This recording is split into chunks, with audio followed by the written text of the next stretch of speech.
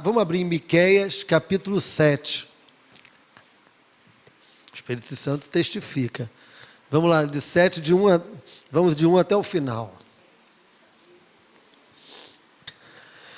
Ai de mim, porque estou quando são colhidos as frutas de verão, como os rabiscos da vidima, não há cacho de uvas para chupar, nem figos temporãos que a minha alma deseja. Pereceu na terra o piedoso, e não há entre os homens um seja reto. Todos espreitam para derramar sangue, cada um caça seu irmão com rede. As suas mãos estão sobre o mal, e o fazem diligentemente. O príncipe exige condenação, o juiz aceita suborno, o grande fala dos maus desejos da sua alma, e assim todos eles juntamente urdem a trama. O melhor deles é como um espinheiro. O mais reto é pior do que uma série de espinhos. É chegar o dia anunciado por tuas sentinelas, o dia do teu castigo. Aí está a confusão deles. Não creias no amigo, nem confies no companheiro. Guarda a porta da tua boca aquele que reclina sobre o seu peito. Porque o filho despreza o pai, a filha se levanta contra a mãe, a nora contra a sogra. Os inimigos do homem são os da sua própria casa. Eu, porém, olharei para o Senhor e esperarei no Deus da minha salvação. Ó meu Deus, o meu Deus me ouvirá. Ó inimiga minha, não te alegres a meu respeito. Ainda que eu tenha caído, levantar-me-ei. Se morar nas trevas, o Senhor será a minha luz. Sofrerei a ira do Senhor, porque pequei contra ele, até que julgue a minha causa e execute o meu direito. Ele me tirará para a luz, e eu verei a sua justiça. A minha inimiga verá isso, e a ela cobrirá vergonha.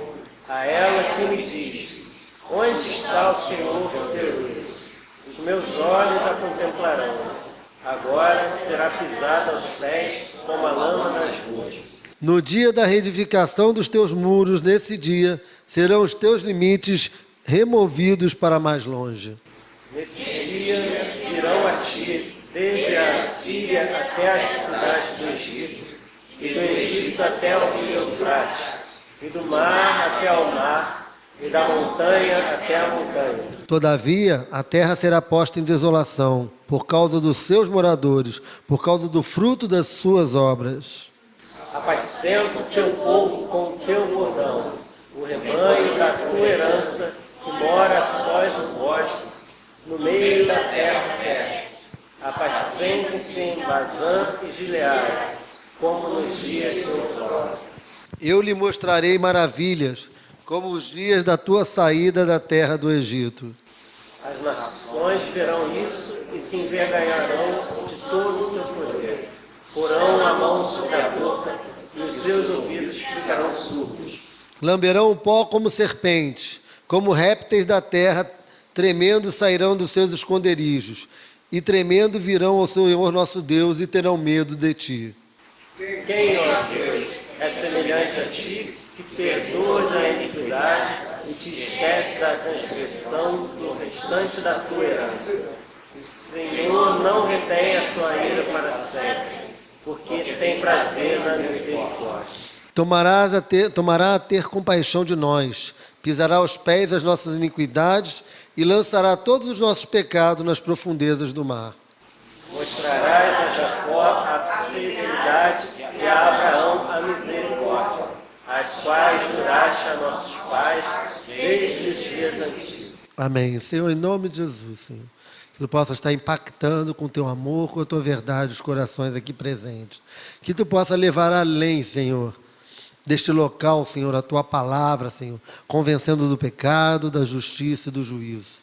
Que o Teu amor venha, Senhor, de tal maneira, Senhor, e constrange os corações de tal maneira, Senhor, exercendo assim a Tua misericórdia, Pai, para que eles venham e se prostrem perante Ti e Te reconheçam como Deus, Senhor, o Deus do universo, Pai, o Todo-Poderoso. Senhor, abençoa, Pai. Move sobre a Grande Tijuca, Senhor. Move nesse Rio de Janeiro. Em nome de Jesus, para a honra e glória do teu nome. Amém, Jesus. Gente, Miqueias, ele não está depressivo, né? A princípio, a gente lê alguns comentaristas, teólogos, pastores, às vezes achavam, parece que ele está depressivo, porque ele fala, ai de mim que estou, quando são colhidas frutas do verão, como os rabiscos da vidima, não há cacho de uvas para chupar, nem figos temporãos que a minha alma deseja. Ou seja, ele foi lá na vinha e olhou aqueles frutos, não tinha fruto nos cachos, não tinha nada. Ele olhou e falou assim, cadê os frutos dessa vinha? Cadê os frutos? Cadê os frutos da árvore? Não estou vendo nada, está tudo seco. Está tudo mal.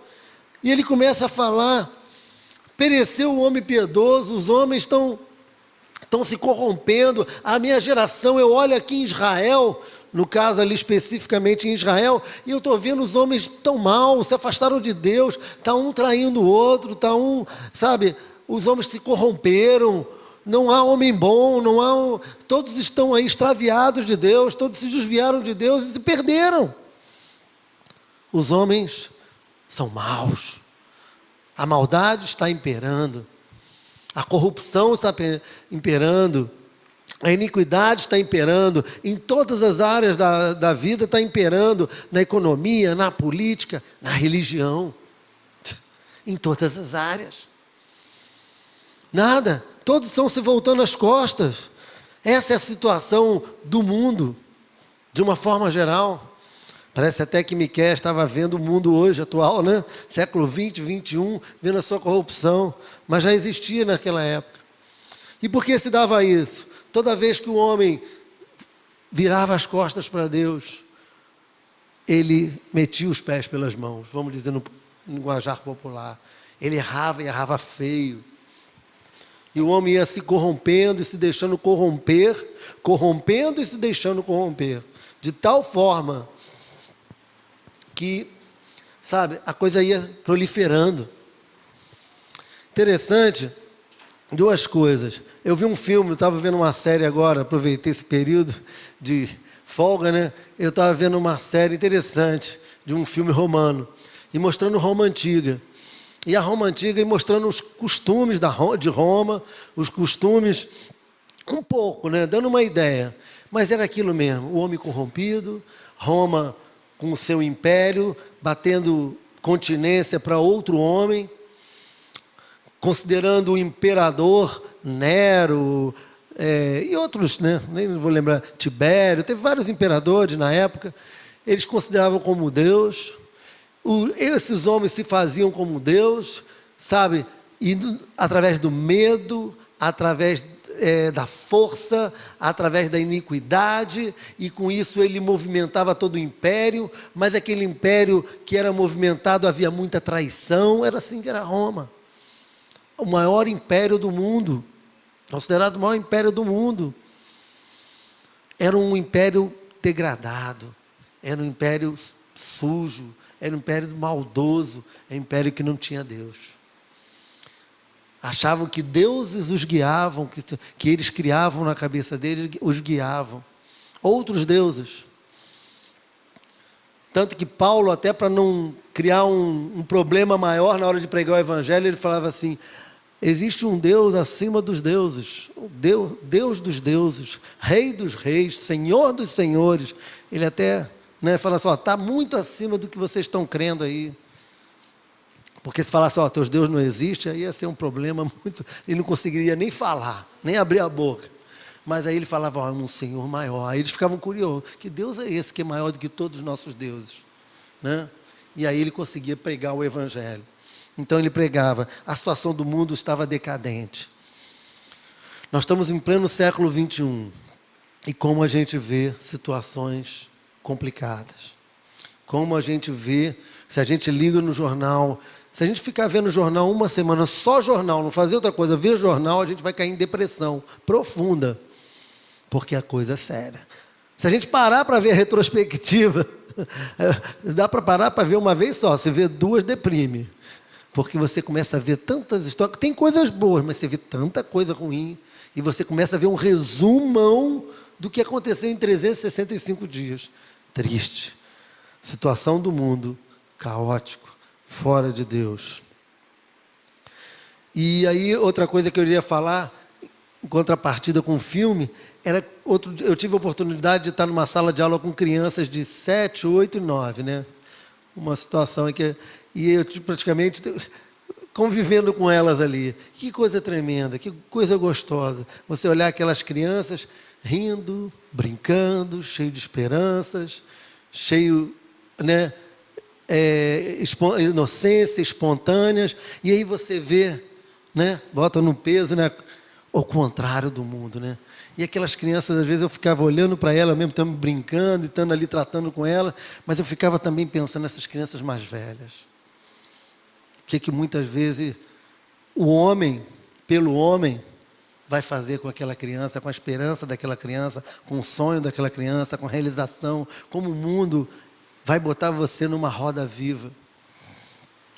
Aí, voltando para o filme colocava também um protagonista do filme tentando aquele sistema corrompê-lo, tirar a essência dele, tirar, vamos botar assim entre parênteses, né, a bondade dele, a sinceridade, os princípios éticos, morais que ele trouxe até da outra nação, que ele tinha sido preso para Roma, saiu de uma nação e foi escravizado por Roma.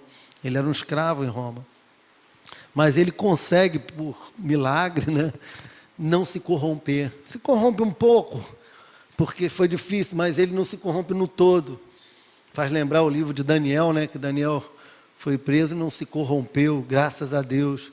Então esse homem consegue, leva lá umas pancadas firmes, né, mas ele não se corrompe no todo. E ele passa isso para um ou outros, para eles não se corromperem.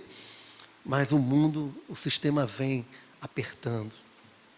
E dessa forma, Miqueias também vê o mundo corrompido, vê o mundo longe de Deus, vê o mundo que não quer Deus, vê o mundo que está se deixando levar pelo sistema do diabo, do mundo, do homem e até deles mesmos. Eles influenciando, sendo influenciados pelo sistema e se corrompendo e corrompendo outros. Mas aí Miqueias chega lá no versículo 7 e fala, eu porém, aí é que muda toda a história. Ele entra e fala assim, eu porém, ele toma uma decisão. Ele toma uma decisão firme. Ele fala assim, eu não vou, como esse homem do filme, como as crianças pequenininhas que a gente pode estar influenciando. Ele fala, eu porém, olharei. Olharei para onde? Para o mundo? Olharei para o sistema? Olharei para a minha fraqueza? Olharei para o diabo, porque o diabo está fazendo aí? Não, eu olharei. Vamos lá, para o Senhor. Eu olharei para o Senhor. Eu não vou tirar meus olhos dele. Lembra em Hebreus o que fala? Olhando para o autor e consumador da minha fé. Corramos com perseverança. Né? Paulo fala lá em Hebreus, né? 12, versículo 4. Olhamos com perseverança para o autor e consumador da minha fé. Olhar com firmeza, não perder de vista. É claro que de vez em quando a gente fica meio tonto, né? As coisas vêm, a gente fica meio zonzo com a situação, perde um pouco o foco, mas a gente tem que voltar a olhar e falar, não, é para lá que eu estou caminhando, é para ali que eu estou indo. Não é nem para a direita, como diz a palavra, não se desvie nem para a direita, nem para a esquerda. Olhai para o Senhor da tua vida. Você sabia que no Egito, Jesus, quando falou que ele iria para ser crucificado, ele fala assim como se levantou a serpente no deserto, que os homens olharam para ela e ficaram curados. Lembra que tem um período que levantou uma serpente, né, no bastão de Moisés, como eles olharam para ela e ali se tornaram curados, assim todo que olhar para mim será curado. Ele compara, Jesus levanta, que ele será levantado, eu serei levantado, e assim como olhar para ela, e ficaram curados no deserto das suas chagas, das suas feridas, olhando para mim sereis curados. Assim diz o nosso Senhor para a gente. Então a gente tem que estar olhando para o autor e consumador da nossa fé. Mas tem mais. Ele não falou só para olhar, ele fala, eu esperarei no Deus. Eu esperarei. Eu não esperarei em qualquer coisa. Minha esperança não está em qualquer coisa, em qual situação. Não está nos deuses, como eu falei, os romanos. Não está nos deuses desse mundo. Quais são os deuses desse mundo hoje? Poder, política, dinheiro, influências. Eu não esperarei no sistema desse mundo. Eu não esperarei num outro amigo. Ah, se ele... Mas ele é meu amigo. Eu conto tudo com... Não posso. Está chegando gente aí, Cecília. Então... eu não esperarei em quem? Eu esperarei no meu Deus, que Ele não falhará. Eu sei em quem tenho crido, não disse Paulo? Paulo falou, eu sei em quem tenho crido. Por que Paulo fala, eu sei em quem tenho crido? Porque ele tinha intimidade, tinha relacionamento, tinha vivência. Eu posso esperar nele. Ok? Eu posso esperar nele. Eu sei quem tenho crido, esperarei no meu Deus. E Ele me ouvirá. Amém? Ele terá tanto as minhas dificuldades, aos meus problemas. Dá um pulinho ali, por favor. Ele terá atento às minhas dificuldades, aos meus problemas, ao que eu precisar. Ele me ouvirá. Mas preste atenção aqui, a gente pode deixar ela que resolve. Ele me ouvirá. Eu esperarei, eu olharei para ele, esperarei nele e ele me ouvirá. Isso é crer. Hoje eu estava falando com alguém aqui à tarde, né? Então, eu falei para essa pessoa, para ela, 4 passos, né? E que a gente dá como cristão. Primeiro, a gente se achega a Deus. Primeiro passo, a gente tem que se achegar a Deus. Se achegar a Deus, crer que Ele vai estar nos ouvindo. Então eu me achego a Ele. Segundo, eu ouço Ele. Parece uma coisa muito simples, mas a maioria erra nesse beabá do Evangelho. Chegar a Deus, a gente fala às vezes, oh Deus, essa situação, esse problema e tal. A gente fala, reclama, ou clama, ou chora, ou esperneia. Me acheguei a Ele. Segundo, mas quando Deus vai falar, a gente vira as costas e fala, tá bom Deus, já falei tudo. E não espera para ouvir o que Ele tem a falar sobre a situação, sobre o problema. Fala comigo, Senhor, fala na palavra, meu coração está aberto, fala em situações, usa. Eu quero ouvir de Ti, segundo, ouvir de Deus. Terceiro, crer. Crer que se você falou e você ouviu, que Ele realmente está ali. Ele vai usar situações para corresponder isso. E quarto, obedecer. Porque às vezes a gente fala, ouve, eu creio, mas não obedece. Não, eu vou fazer do meu jeito mesmo. No final de tudo isso, a gente resolve fazer do nosso jeito. Fazer de qualquer maneira. E aí? Eu, porém, olharei, esperarei, e o meu Deus me ouvirá. Miqueias aprendeu mais. Falou, se eu cair, Deus me levanta. Isso é certo. Eu posso até cair, posso até tropeçar, eu posso até ter problemas, mas Deus me levanta. Eu posso até ter situações que eu não vou vencer. Eu não ganho todas as batalhas. Muitas vezes estão se vendendo aí, né, para a igreja, para os crentes, vencer todas as batalhas. Mentira, eu não ganho todas as batalhas. Se eu crer em Deus, se eu perseverar em Deus, se eu não desistir de Deus, eu vou ganhar a guerra. Mas eu posso perder algumas batalhas. E aí, se eu perder algumas batalhas, o que eu faço? Se você perder algumas batalhas, você cair, se você vacilar, você fraquejar, né? Você vai sofrer as consequências disso. É que nem um exército, vai, guerreia contra outro, quando ele perde a batalha, alguns homens morrem. Algumas perdas ele enfrenta.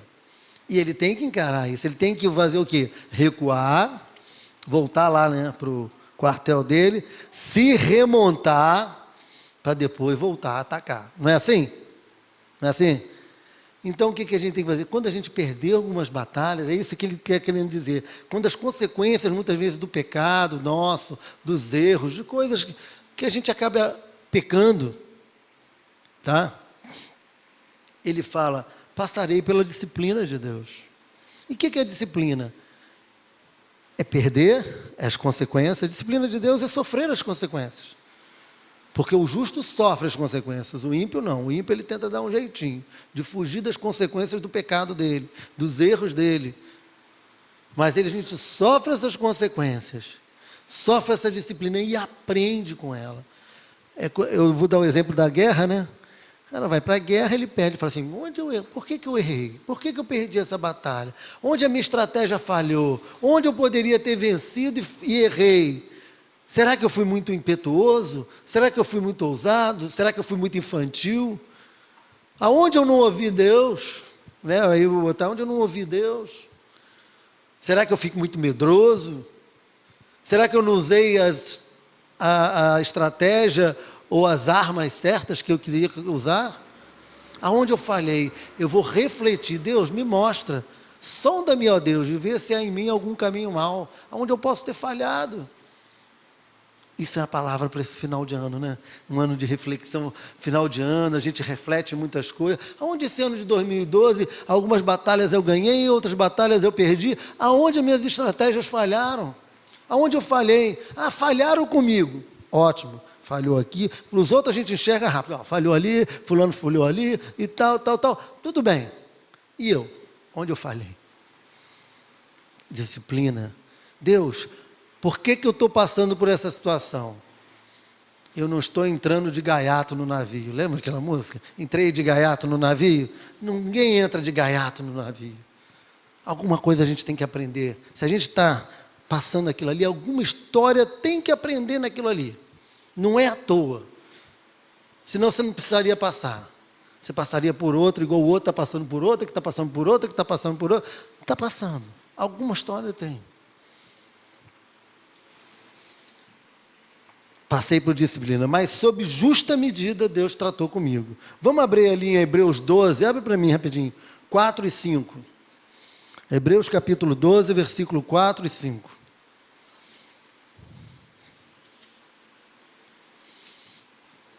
Vamos ler junto? Sempre bom, né? Amém? Ora, na vossa luta contra o pecado, ainda não tens resistido até ao sangue. Estais esquecidos da exortação que, como a filhos, discorre convosco. Filho meu, não menosprezes a correção que vem do Senhor, nem desmaies quando por ele és reprovado. Parece que esse reprovado aqui, como se Deus falasse assim, eu não estou nessa história. Eu vou exercer misericórdia, mas não vou poder te abençoar desse jeito, porque não é por aí o caminho, não é por aí a tua decisão. Então Deus, não menospreze a correção que vem do Senhor, aprende a lição. O que Deus está me ensinando com essa história toda? Devemos aprender. Aprende, ele fala assim, porque serão, no versículo 10 ele fala o seguinte, reedificarão os seus muros, quando vocês se submeterem e aprenderem. Nós crescemos e os nossos muros são ampliados. Quando a gente aprende a lição, você sabe o que Deus faz? Ele aumenta o muro. Sabe o que é aumentar o muro? Aumenta o terreno. É como se você estendesse a tua fazenda. Tua fazenda cresce. Você cresce como pessoa. Quando a lição que a gente aprende e tem uma postura, vamos dizer, positiva e não negativa perante ela, a gente cresce. Deus, o que tu quis me ensinar com isso? Sonda-me. Ah, tá, erraram aqui comigo. Mas onde eu preciso aprender com essa história toda? Ah, é aqui? Então tá, aprendi a lição. Aprendeu a lição? Deus vai falar, aumentou, você cresceu, você se desenvolveu, você cresceu espiritualmente, você cresceu emocionalmente, você cresceu na alma. Crescimento. É o que Deus quer nos ensinar, a crescer. Nós temos que ir para a vitória, nós temos que ter vitória, não é hoje a quinta-feira da vitória, vitória espiritual, vitória emocional, vitória nas nossas lutas, não é a quinta da vitória, e a quinta da vitória só vai ser quinta da vitória se nós aprendermos as lições que Deus quer nos ensinar com as situações da vida. Afinal, Deus não quer que a gente seja aluno só da teoria, quer que sejamos alunos de quê? Da prática, vivência, experiência. realizações, conquistas, na prática. Só na teoria não dá. Amém, igreja? Amém. Reedificarão os muros quando nos submetermos a Deus e aprendermos. Tem gente que fala, tá difícil, está vindo muita prova, está vindo muito problema, então eu vou pular fora. E aí nunca cresce, nunca cresce. Fica sempre criança. Fica sempre na fralda, na chupeta e na mamadeira. Na vida, para a vida. Amém, igreja? Voltando. A terra está sofrendo, diz no versículo 13. A terra está sofrendo. Todavia a terra será posta em desolação por causa dos seus moradores, por causa do fruto das suas obras, porque teimam em não querer aprender de Deus, teimam em não querer se submeter a Deus, teimam em viver por sua maneira, a sua maneira em iniquidade. O coração, Deus fala, o homem justo, o coração justo, teme a Deus e anda nos seus caminhos. Mas o ímpio arma ciladas para o seu amigo. Está lá em Provérbios. O ímpio precisa armar ciladas para o próximo, porque ele não crê em Deus, então ele tenta dar o jeito dele, passando os outros para trás, tentando levar vantagem sobre os outros. Mas aquele que crê em Deus descansa no seu Senhor, porque sabe que Ele exerce justiça para ele, com ele e dele. Ele faz justiça. Amém? Deus quer fazer, no versículo 15 fala, eu lhe mostrarei maravilhas como nos dias da tua saída da terra do Egito. Deus quer fazer maravilhas, está pronto para fazer maravilhas, e ele comparou com aqueles milagres que ele fez do Egito. Olha que interessante. Milagre igual ao do Egito, daqueles 10, as 10 pragas, abriu o mar vermelho, não vai acontecer mais. Vai, Deus fala, eu farei.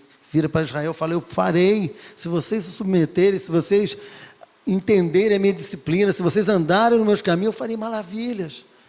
Igreja de Deus, nossa igreja, Deus pode fazer maravilhas aqui. Deus pode fazer maravilhas na igreja, nas igrejas metodistas. É só submeter, é só andar, é só aprender, é querer andar com Deus, maravilhas acontecerão. Eu já a vejo aqui como uma maravilha, Estava falando hoje com a Sumara, Eu e a Cecília conversando com a Sumara, 2 anos e meio, volta, Deus fez maravilhas. Essa igreja está do jeito que está em 2 anos e meio, é maravilhas. Todas as conquistas que já tivemos, é maravilhas. Deus tem feito.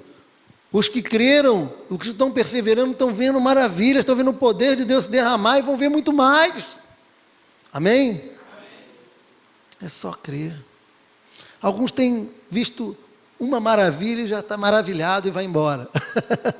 Basta. Mas os mais teimosos, espiritualmente falando, não se contentam com uma, nem com 2, nem com 3. Nós somos mais gulosos, Aqueles que perseveram, você não quero ver 1, 2, 3, 5, 10. Senhor, eu não quero me cansar de ver maravilha, Senhor. Eu quero ver o poder de Deus se derramar na minha vida, na vida da minha família, dos meus amigos e de outras pessoas que virão. E todos aqueles que quiserem prostrar a Ti vão ver maravilhas e fazer uma multidão. Oh Deus! Hoje a gente falou também, aí eu vou dar um exemplo de maravilha, uma senhorinha que aqui do lado falando, que coisa gostosa.